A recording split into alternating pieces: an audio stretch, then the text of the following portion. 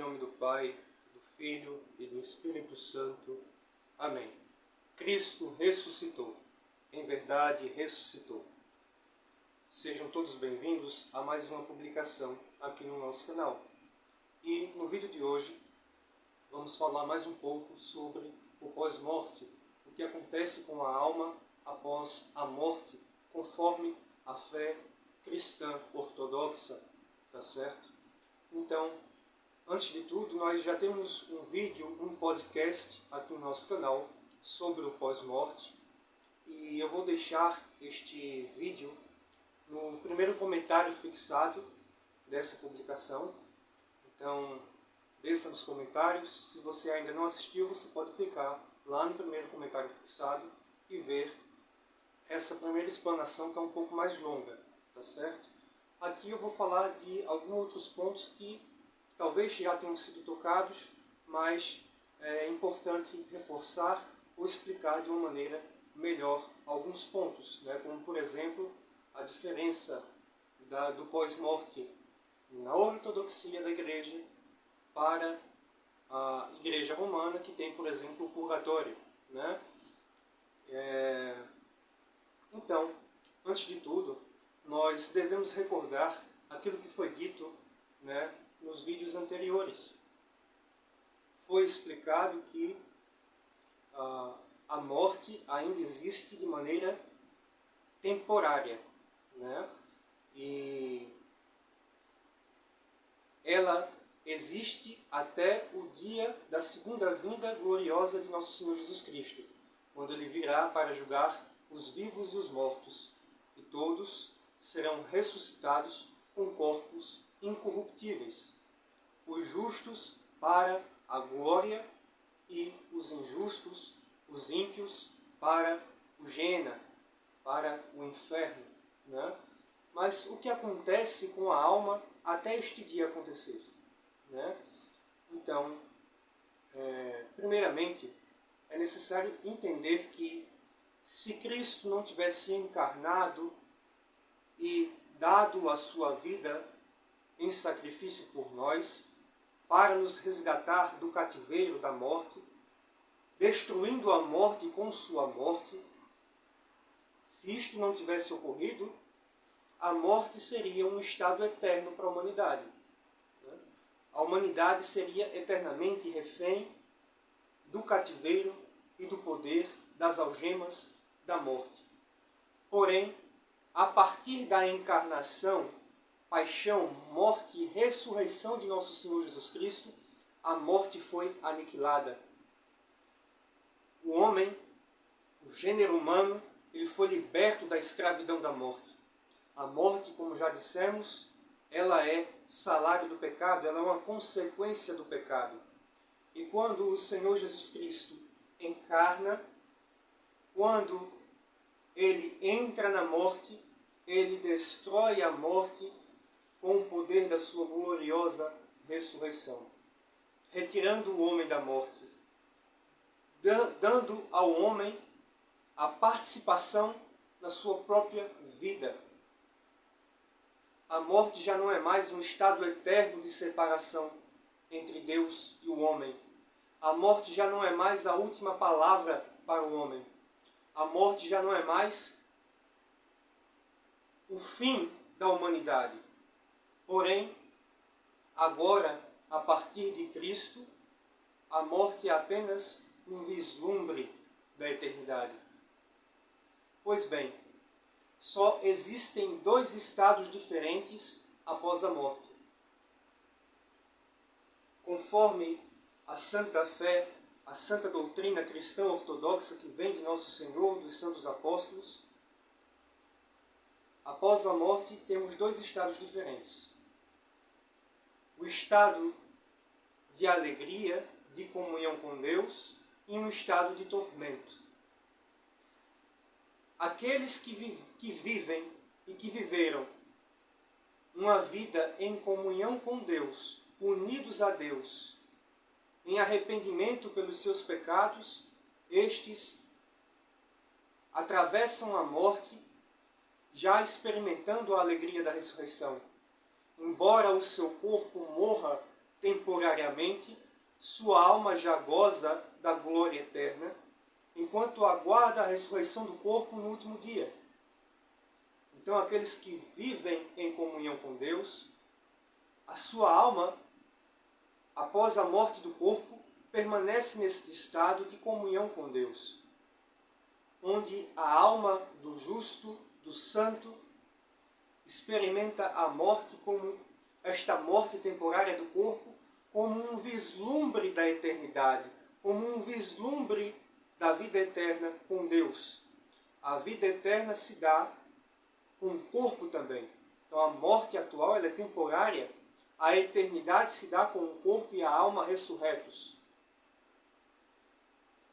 Já aqueles que vivem uma vida separados de Deus, com afeição aos pecados, escravizados pelos pecados, estes atravessam a morte sem esta comunhão com Deus, sem participarem desta alegria da ressurreição, mas participam da morte temporária, na agonia, no tormento que é infligido não por Deus, mas pelos próprios pecados, que como feridas na alma, doem e fazem a alma sofrer. Cada pecado que nós cometemos é como uma ferida que nós abrimos em nossa alma. Uma ferida que dói, uma ferida que corrói, um verme que não se extingue.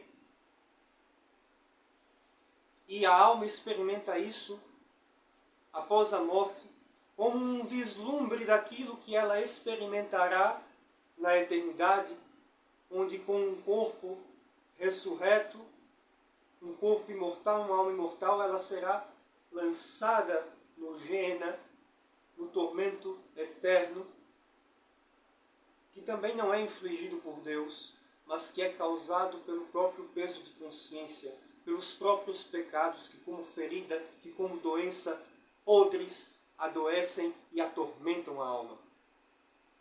Deus é amoroso, Deus é todo amor e toda misericórdia.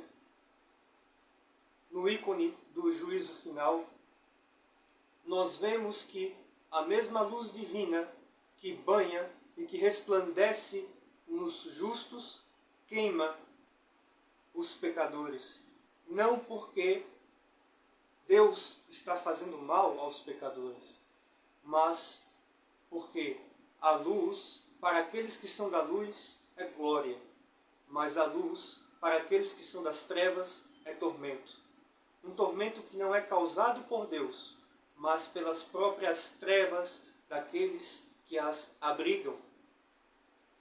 Então, existem esses dois estados da alma após a morte. O estado de alegria, de glória, onde a alma dos justos já experimenta, já participa da glória, do poder e da energia da ressurreição, e a alma dos infiéis, que experimentam já o cativeiro e o tormento dos pecados. Porém, a Igreja Ortodoxa, ela reza pelos fiéis defuntos e ela reza por aqueles que estão mortos. Por quê? Na Igreja Ortodoxa não existe purgatório, né? O purgatório, que é uma doutrina criada pela Igreja Romana depois da separação da Ortodoxia, né? Durante 1000 anos, durante todo o primeiro milênio, quando essas duas igrejas eram uma única igreja, quando os cristãos do Ocidente confessavam a fé ortodoxa, era uma coisa só. Porém, quando houve a separação, quando a Igreja de Roma deixou a comunhão com as demais igrejas ortodoxas, ela teve algumas inovações ao longo da história, e uma dessas é o purgatório. E o purgatório não faz parte da doutrina ortodoxa. Mas aí muitos perguntam por que é que os ortodoxos rezam pelos defuntos, já que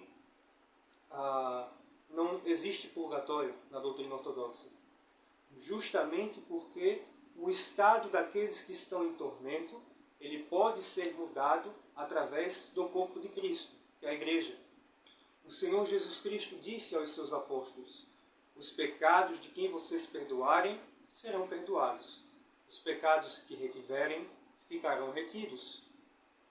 Cristo dá o poder à sua igreja de perdoar os pecados, não somente no sacramento da confissão, quando o fiel vai até o sacerdote e arrependido confessa seus pecados para receber o perdão de Deus, mas também nesta oração que a igreja faz em seus vários ofícios, oração que é feita tanto pelos sacerdotes como pelos fiéis, que rezam pelas almas dos seus queridos que já se foram.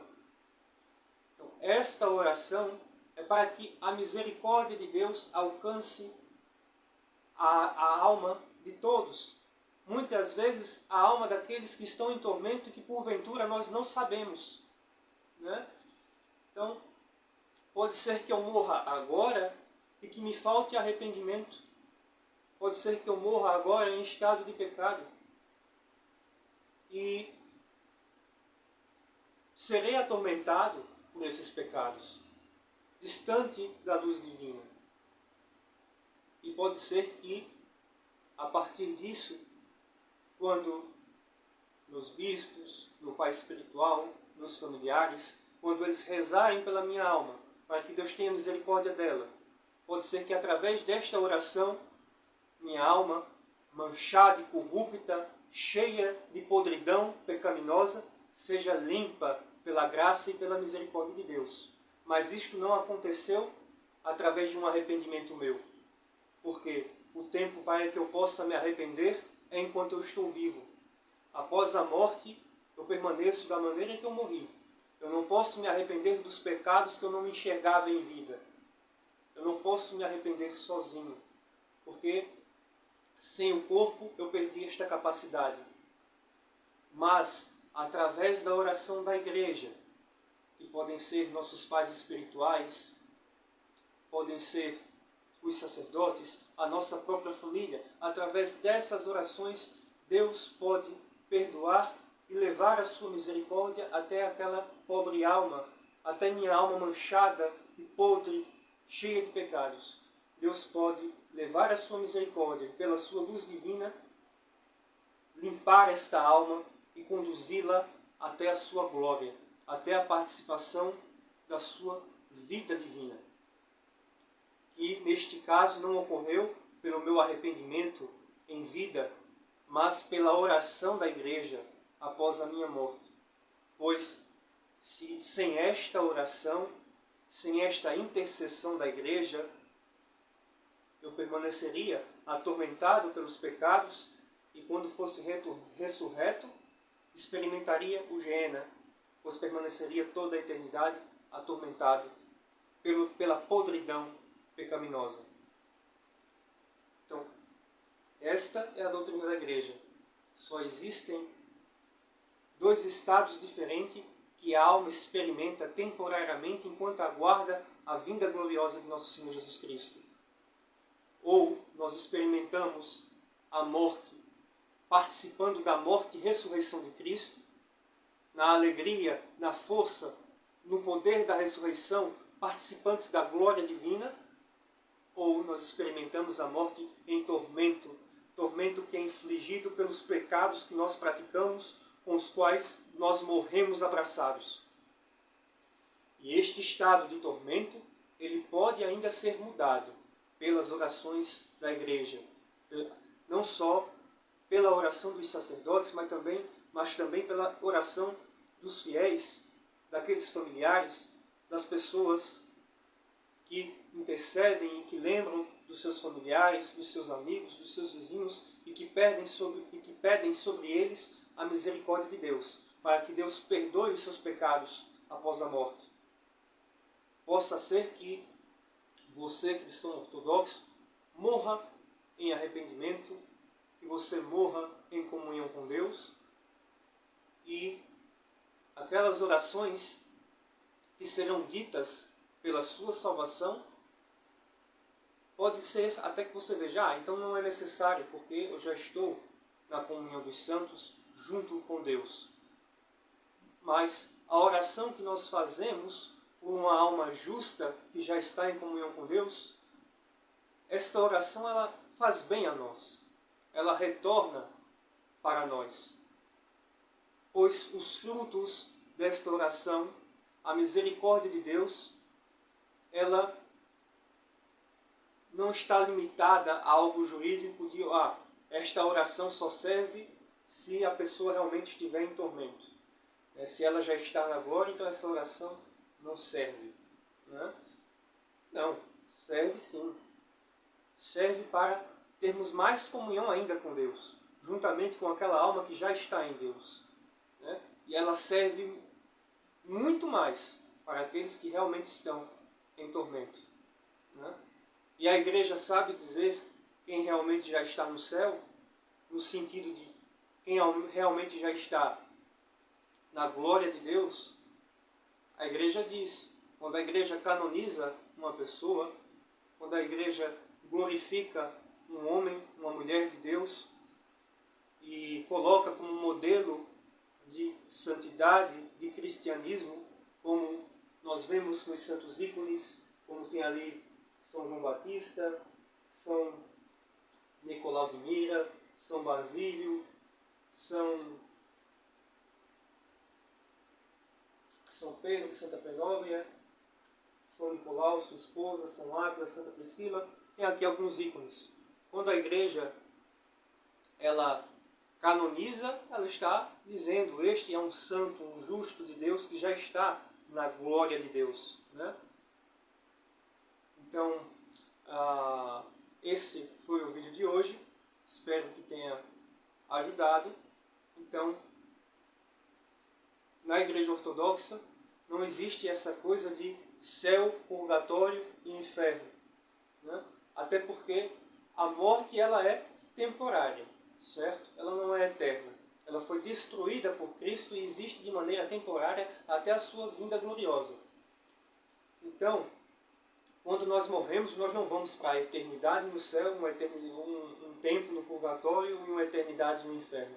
O inferno, o Geena e o paraíso, a eternidade, eles não são realidades apenas materiais, apenas espirituais, mas eles também são realidades físicas, materiais.